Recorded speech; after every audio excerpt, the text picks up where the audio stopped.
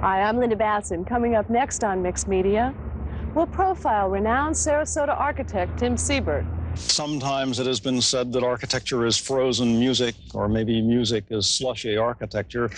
Then we'll step backstage to see Paul Massey and Anna Brennick, the directing duo behind the Playmakers production of Jesus Christ Superstar, and talk with a furniture designer.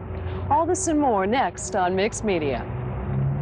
When a painter signs a canvas, we immediately know whose work it is, and yet architects create the set designs in our lives, and we rarely acknowledge their impact. There is, however, one architect in Sarasota who's very worthy of our consideration. Yes, there is, and his name is Tim Seibert. Porter Anderson with Segerman Associates. Tim Seibert's art derives from the post-war international school, the Bauhaus tradition.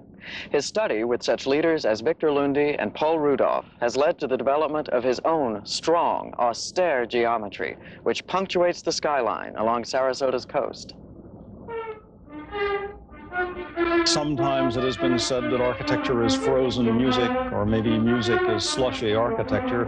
I think there are definite relationships between the two. I'm not a musician. Certainly buildings have a rhythm and a beat and many other things that music also does have. The minimum time that an architect could impose a building on others is 9 years. There are 6 years of school and 3 years of apprenticeship. I've been at it some 27. I certainly don't think I know all there is to know, which is what makes it so interesting. In Seibert's design for Longboat Key's Inn on the Beach, his art merges the realities of architectural concerns with the aura of a surfside lifestyle. This building was designed as a work of art. We were trying to make a resort kind of place. You come here on vacation and you want something that is truly different. You want something that's romantic. We tried to do this with a sort of a ship's rail motif on all of the balconies. The balconies are huge. They're tiled with a very elegant tile floor. The railing is different. You have a feeling that you're of the sea. When you arrive, there's a great sense of arrival. There's a place to go. There's an entrance. There's someone who greets you at the door, and you know that you've come someplace special. No building can be any good unless you have a clear idea of its geometrical form. I think that geometrical rules are meant to be broken. A recent expression of Seibert's sensitivity to geometrical form is found in the structure of Bay Plaza, now commanding a striking presence on Sarasota Bay.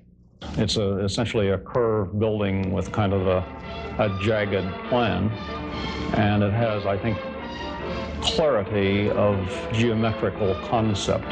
The porches are carved out of the block. There are holes in it. The solids are the louvers and the concrete shear walls. So like any good building, it has a clarity of geometry about it. The fact that it changes as you walk around it, I find quite fascinating. It looks quite tall and slender from some places, and other places it is enormous, I think rather overpowering. So the Bay Plaza has a good geometry. It's like a woman with a good bone structure. It will always look well at any age. For part of Tim Seibert's 27 years as an architect, he worked alone. But more recently, he has gathered around him a group of gifted and exacting fellow artists, his associates. Tony Wildrick, Sam Holladay, and I have all worked together for many years now.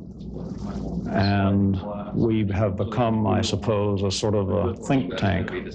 Many Sundays, we sit in this office and argue about how to do a building. And indeed, it is hard sometimes to tell when one hand leaves off and another one takes up. One of Seibert's current plans is both the restoration and new creation of the Ringling Center, focused around the John Ringling Towers built some 60 years ago.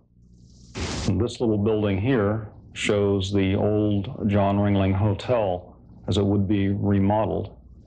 And these buildings would be 320 apartments. This building has a complexity and a scale which is quite human. And when we did the rest of the project, we tried to keep this. It's a matter of making a strong composition, but one which has some complexity, so that you get a play of light, shadows, and a sculpturalness of the roofs. The architect as artist works in an expensive and very public medium. We always work on such skimpy budgets. We have to use shadows for the decoration of the building. Shadows are free. Architecture has become almost like women's styles. I think it changes. It's perhaps too much in a state of change and flux today. It takes, I think, many, many years to learn how to be an architect. It's an old man's sport. It feels pretty goddamn good most mornings. Yes, it feels good. It feels good when it's done. You walk by, and if it comes out well, it's one of the best feelings there is.